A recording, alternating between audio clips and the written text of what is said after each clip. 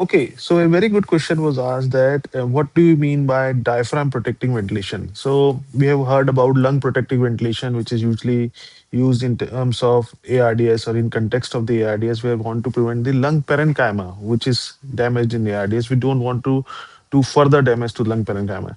But what about diaphragm protecting ventilation? So this is a new concept which is coming up, and it needs to be discussed in detail when we are planning the ventilation modes or when we are daily assessing the ventilator settings of the patient. Basically what it says that it is based on the principle that the moment we put the patient on control modes ventilation, where the ventilator takes all the charge, all the work, there is a disuse atrophy of the diaphragm, and because of that, when we start weaning the patients, it becomes very difficult. So we want to protect this diaphragm. So how do we do that? So we need to find out a sweet spot where if the patient is able to take the breath, we need to allow the spontaneous breaths on the ventilation, as well allow the efforts on the ventilation. At the same time, we don't want the patient to get fatigue. Also, we want to allow the support of the ventilator also to the patient.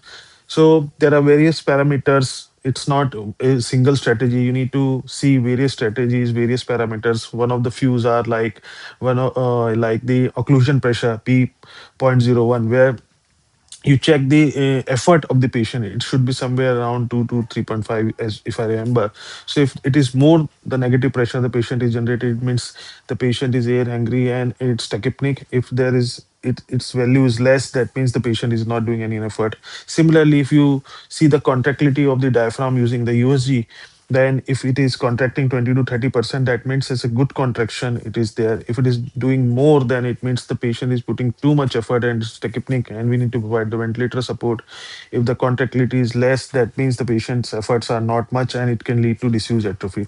So there are various parameters. Don't go to into the detail of the parameters per se, but understand that what diaphragm protective ventilation means.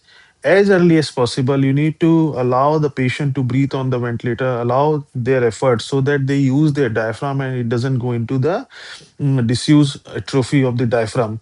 At the same time, preventing the lung parenchyma also where required. So it's sweet spot between lung protective ventilation and the diaphragm protective ventilation, which we need to see. So I hope this makes some little sense.